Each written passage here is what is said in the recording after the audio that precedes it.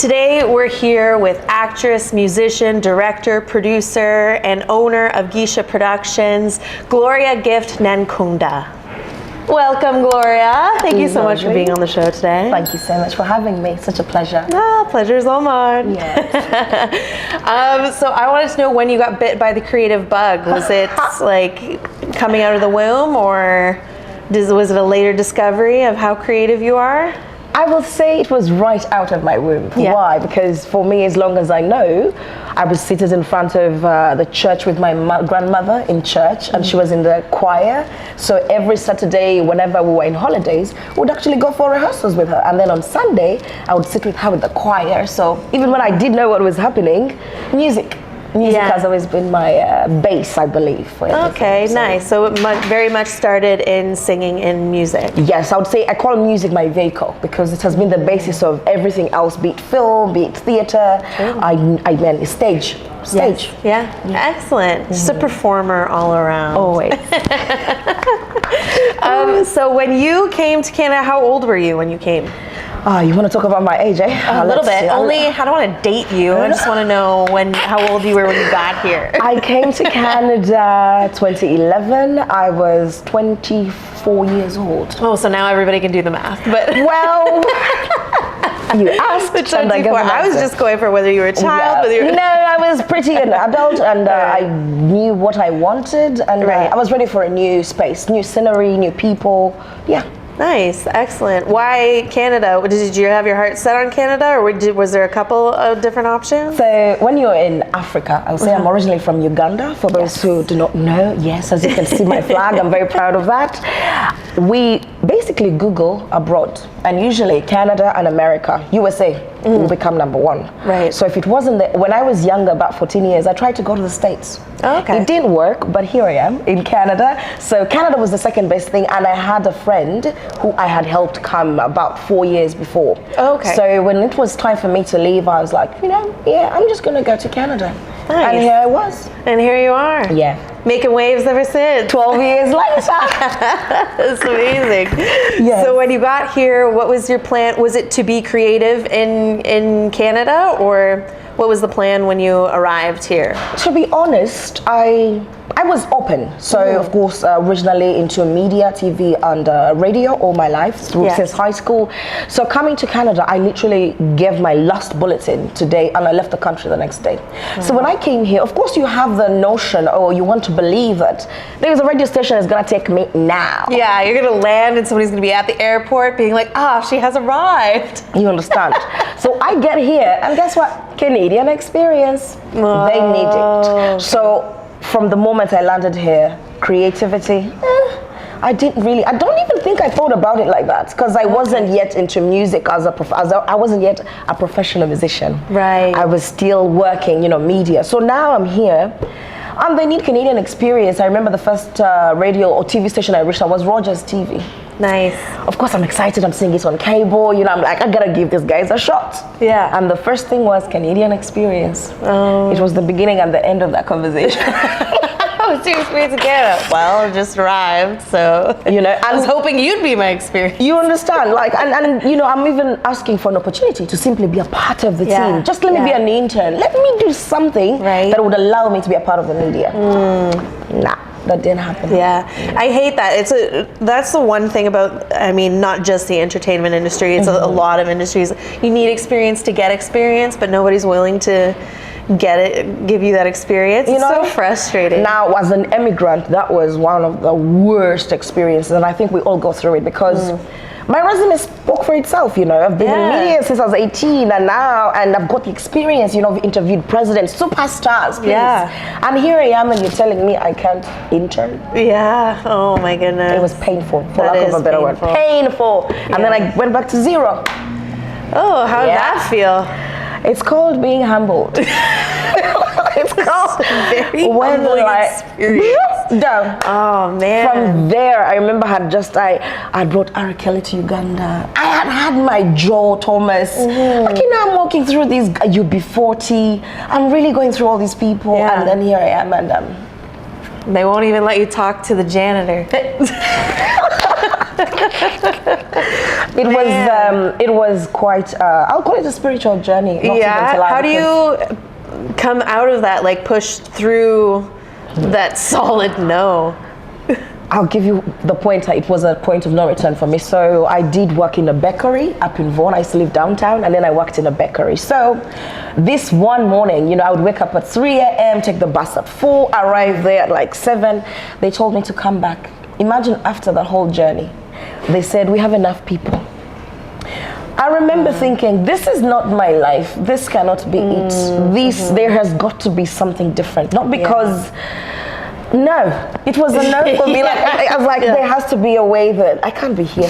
Not after the life I had lived, and now here I am. There's no way a baker is it for me. And the process of it. And then I remember going back on the subway that day, because that means I'd wasted over 5 hours in transit. Oh my God. And now I'm gonna go back. I haven't paid. I'm so frustrated. Like I couldn't even cry. I just made the decision that day, and I said, there is no way this is it for me. And guess what I did that day? What did you do? I Googled Toronto Film School. No way. Literally on my way home from being dismissed. Oh my God. I said, there has to be a better way. That's amazing. I was just about to ask you how you found Toronto Film School. That was it. I saw that it was close to my address. Done. I can walk to school. Done. I'm ready for school. That's amazing. That's it. Ah, that's awesome. And spoiler alert, that's where we met. Yes! October 2012. Yeah. I cannot forget. I know. My gosh, such a blast. It's been a long time. It was a good time. What was your favorite things about Toronto Film School? Your biggest takeaways? First of all, what they teach us in the industry are two different things. I'll tell you that. Yeah. The school, we're wonderful. You get to learn everything. You get to learn what you need to survive in the industry. Yeah. But then, darling, the actual industry is a whole ball game. Yeah. So what did apart from the people I met there that truly, how many years later we're still talking. For me, apart from the people, it was the knowledge, and after the knowledge, the experience of knowing that whatever I learned in school has nothing to do with what I'm going to do in the world. And I don't know how to best explain that, but that's it. Literally, they're two different components. Yeah.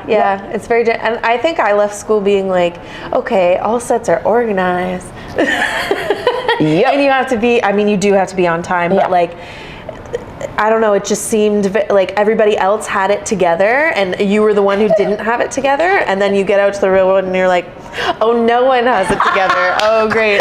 We okay? Like, I'm fine. Oh, yeah, we'll be all right. Yeah, that's what it was, because I remember after that, I would go for auditions, and they kept sending me to commercial auditions. Right. And I didn't want them. Yeah. I remember telling my agent, I want to tell a story. A commercial, I feel rushed. And because I'm just getting out of film school, so I really need to work. But I love theater, I love a good script. Yeah. But I felt like commercials, I was being rushed. Oh, okay. I went to one commercial audition. Do you know what they told me? What? They told me to be more African. Can't. I looked at this African. I'm gonna say this Caucasian director. Oh my God.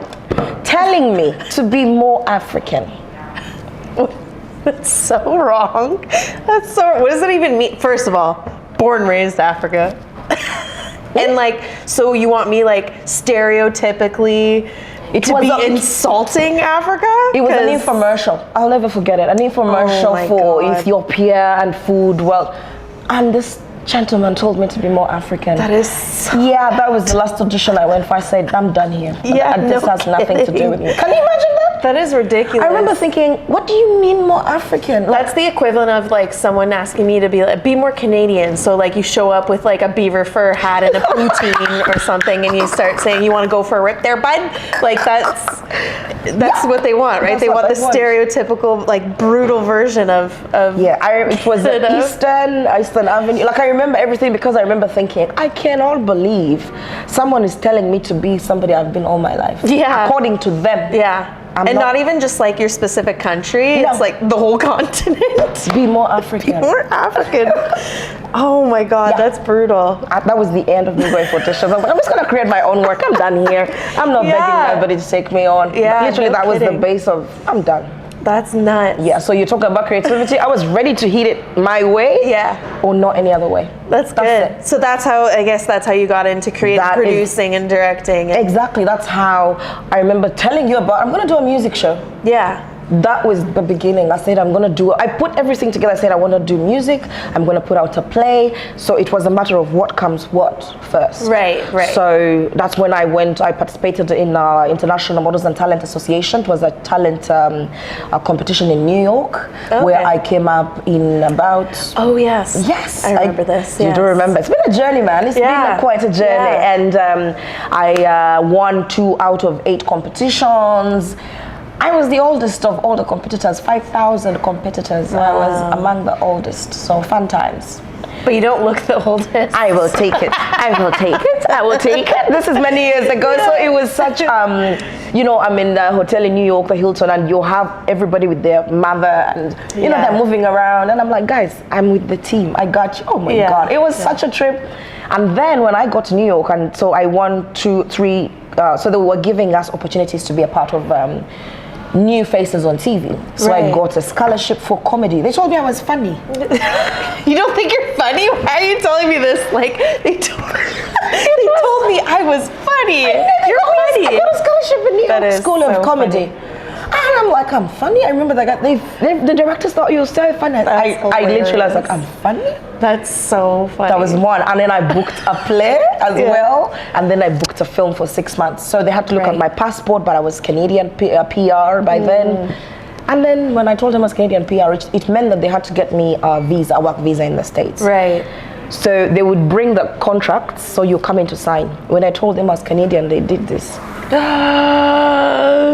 Oh, my heart just broke. I couldn't even weep.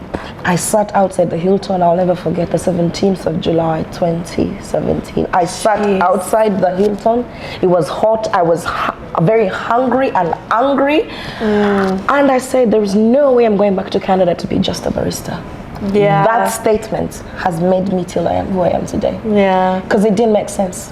No, it did not. Not if they want to work with you and they can't hire you on a technicality. That means you have talent enough to be paid. At some point, I was like, I can't believe coming to Canada has for once worked against me. Being Canadian worked against me, and it didn't make sense. Yeah.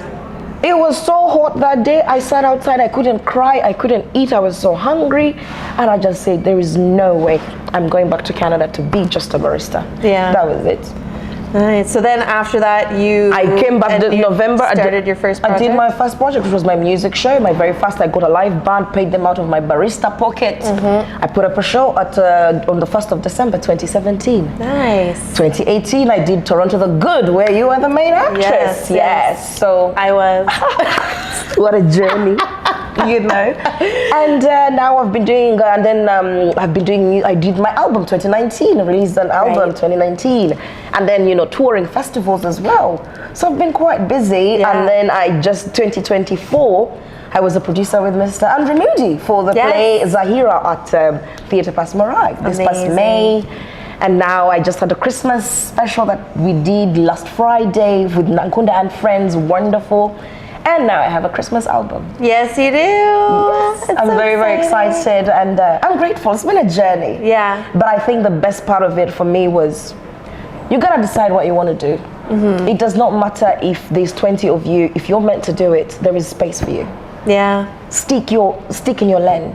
I sing my local languages. It doesn't matter that people may not, I will have to explain, but it's how people feel when they listen to my music. And that's what I care about, because, we watch cartoons and most of the time we don't know what the hell they're saying. I grew up watching Pingu.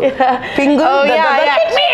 I didn't know what they were doing, and we enjoyed it. But it made sense because you could tell the story just from like the tone and everything. That's what I mean. Yeah, that makes sense. Yeah, and I kind of like that when you go see live music and they're like, you get a little bit of backstory or explaining of what you're about to hear, and then or how they originated, or something like that. Because then you just feel closer to the and that's the beauty of this country because of the multiculturalism. So I've been very lucky. I got to do a big show at Dundas Square this summer. I know.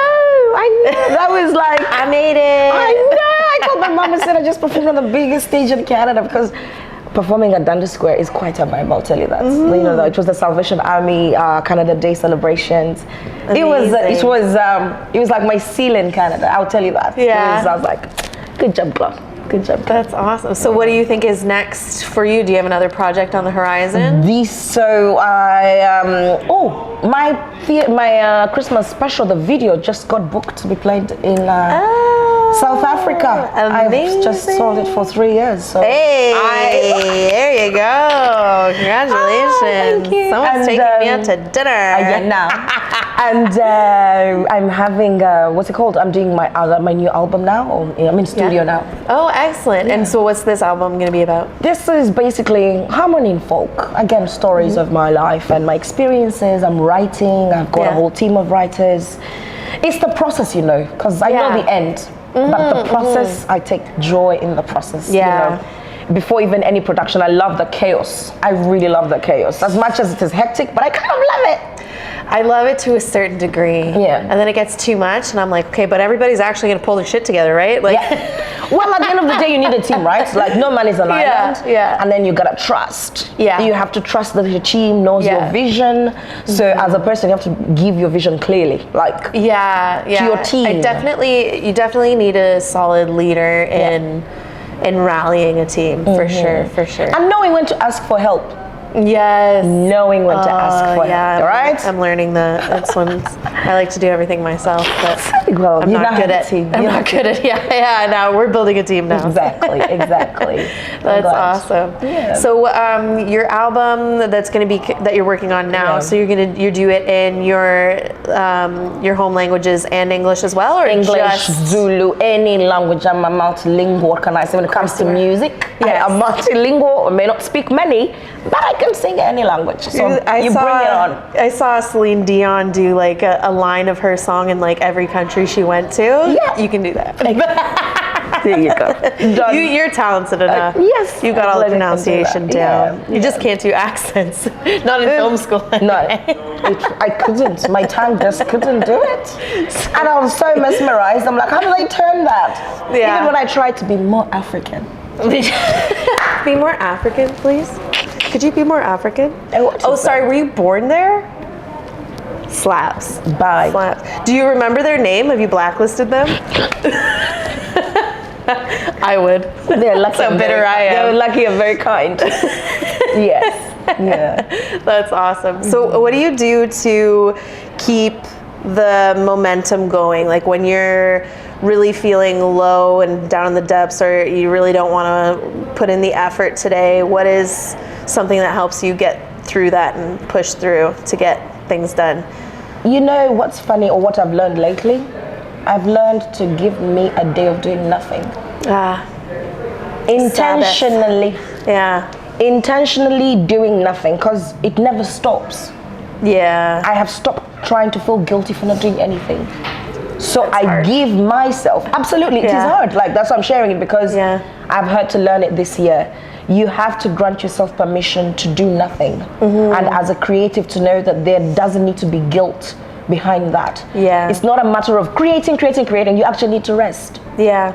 I don't pick my phone that day. I wake up, I put whatever I want to watch on TV, I make sure I've got my food. Nothing. I'm not opening my laptop by choice. Yeah. Yeah. And I can say that I'll go to bed, I take naps. I'm just having that day where I do what Gloria needs to do, for Gloria to rest. That's or so what nice. I deem restful. At least a reboot. Yeah. I'm telling you, because if you don't take that intentionally, there's no time to rest. Yeah. Like from show to show. Yeah. You'll burn out real quick. I've tried to tell myself that rest is an activity. That's how I have to do it in my mind. Yeah, it's that bad. I mean, I can scroll on my phone for hours and be like, oh, that was restful. But like, I have to actively tell myself that rest is an activity, and also brutally necessary. Very necessary. The body burn out. Yep. Yeah.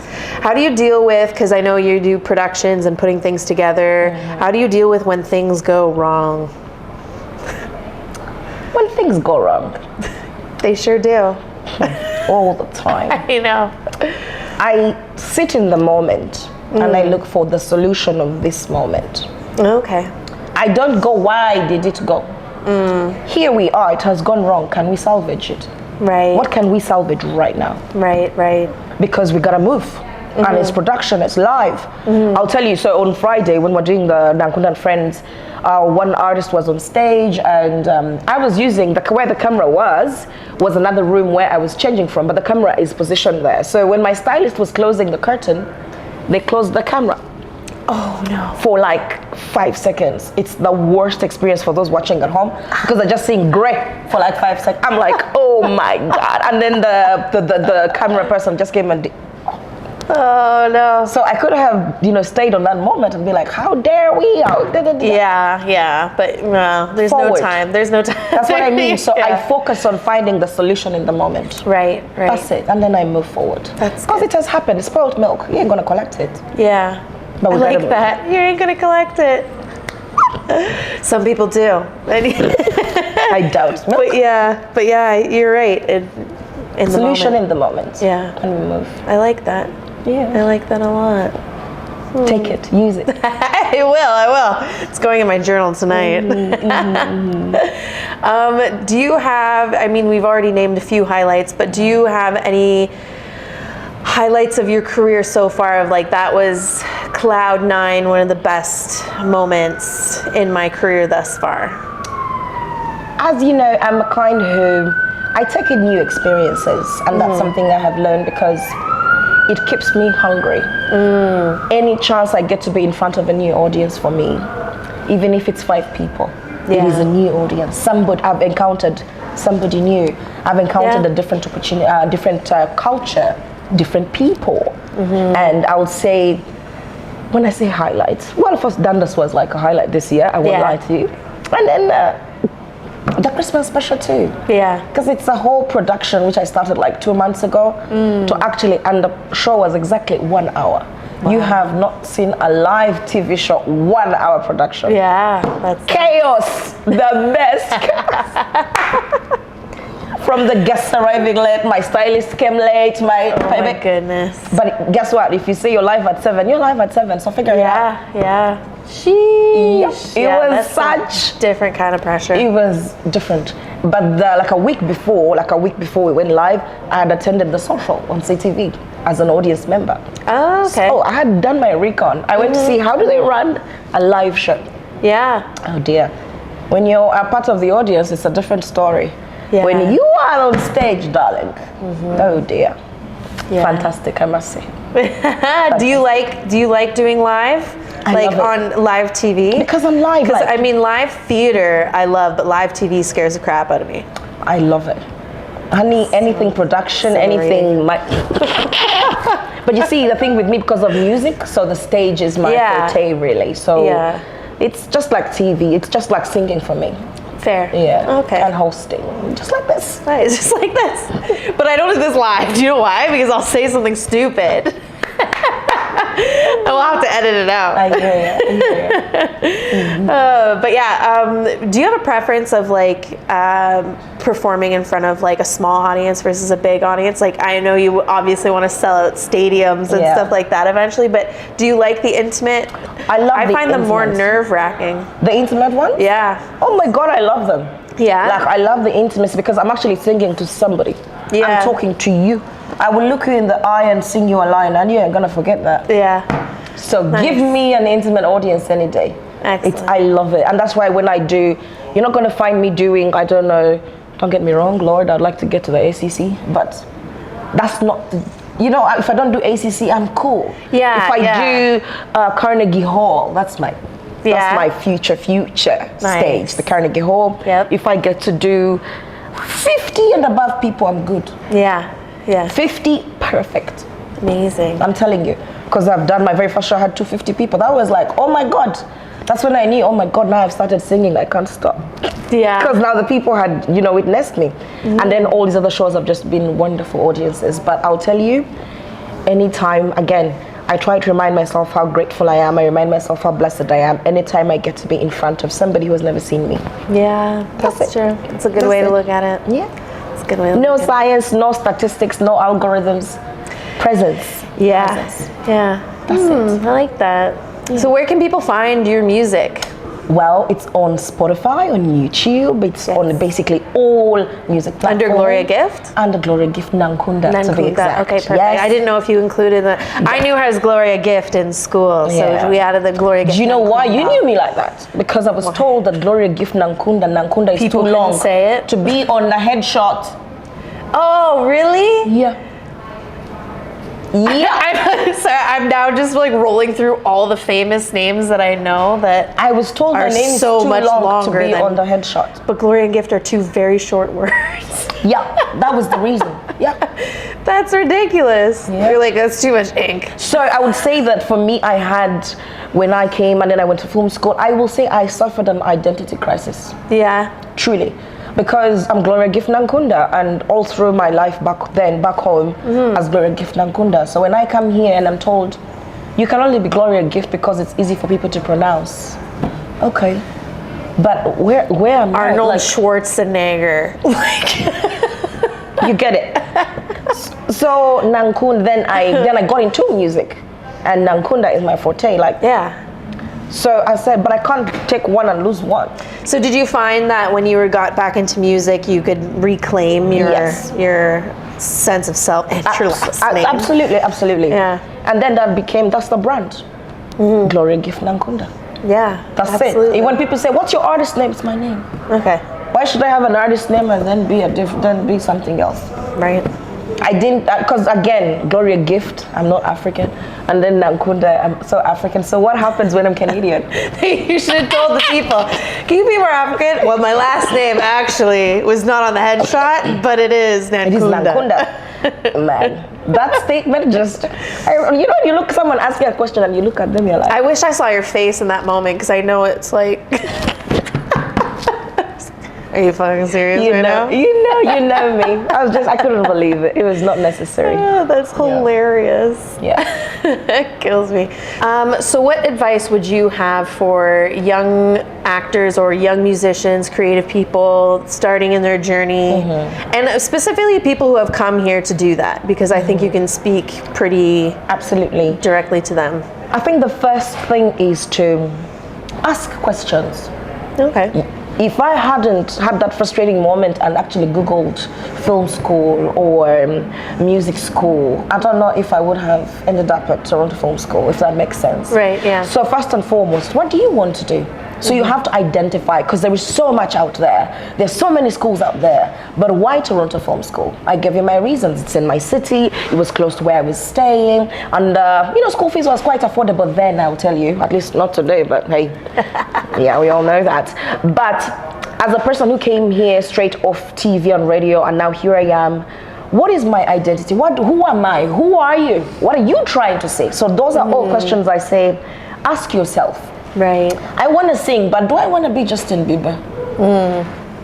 You can't just say I have a voice. Everybody has a voice in the bathroom. Everyone is Madonna in the bathroom. Yeah. You get it? So to you, who are you? What are you trying to say? Because when you ask those questions, then you'll say, Alison is a producer. Let me send her my resume. Right. If that makes sense. And then there are resources out there. Workshops. I still do workshops right now for Music Small World. I attend Zoom workshops. I just did the workshop with producers and festival organizers in South Africa and India. And I'm here because now it's Zoom. In the world of entertainment, of Zoom. What do you call it? Technology. Internet. And you have to study. You do not know it all, and you have a lot to learn out there. So ask, do your research, know who you are, and seek the right resources of wherever you need to go. That's it. Nice. There's no way around it. You can't just say, I'm just going to go to film school because Gloria went. Okay. Yeah. What if that's not your forte? Don't do because somebody else is doing. Right. What do you want to do?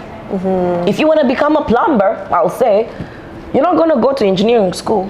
Yeah. You're going to go to plumbing school. But to go to plumbing school, you got to find out where is the plumbing school. So that's what I mean. Like, there is no corners. You don't just, I'm going to put out an album. I'm sorry, who are you?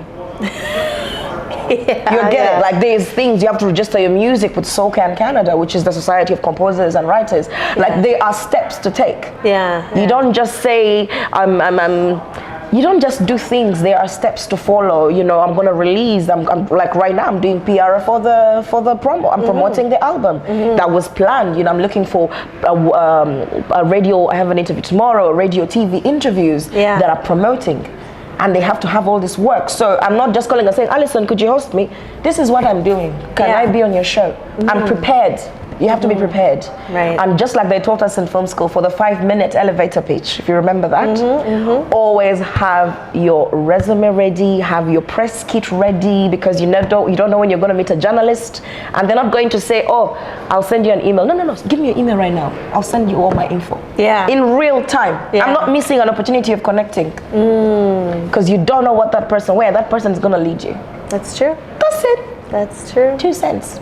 Amazing. Yeah. Is that how you figured out how to like discover yourself? Like you take back your identity after film school, is asking those questions? Absolutely, because I had to go back and I remember when I was going to I had never sung with as a solo performer.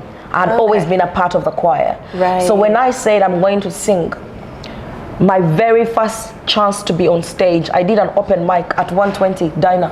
Oh yeah. Down the street of church, That was one of my first comedy shows. Yeah, that was my very first open mic. This was my experience, my very first open mic. So I go on stage, I'm very nervous, but I had a vocal trainer who happened to have been in the audience that night. I didn't even know. Amazing. So on stage there is a cello player and a pianist. So when I got on stage, I tell this story because it was so inspiring, and I'll tell you why. The celloist said, we don't do karaoke here. Yeah. Well, excuse me. Yeah, exactly, my brain. And my teacher, who was in the audience, says, Gloria, what do you want to sing? And I said, I hope you dance. Aww. And she went on her phone, got a piano, notes, and then she went to and then when I was singing, everybody kept quiet. As a professional musician should. Like if you're doing an open mic with instruments, you should have that talent to do. After singing, I'll tell you that. I remember when I heard him, that moment could have broken me, Alison. Yeah, no kidding. That moment, it was my... You could have just gone home and been like, hey, I guess this isn't for me. It's been a rap, guys. Yeah. Thanks for thinking about being an artist. It could have been a great day to feel like shit. You understand? Yeah. If these are my dreams, yay. Yeah. That moment was so significant. So after singing, everybody just lost it. Good. It was a great moment. Oh, amazing. And I remember looking at him, I'm like, you were saying?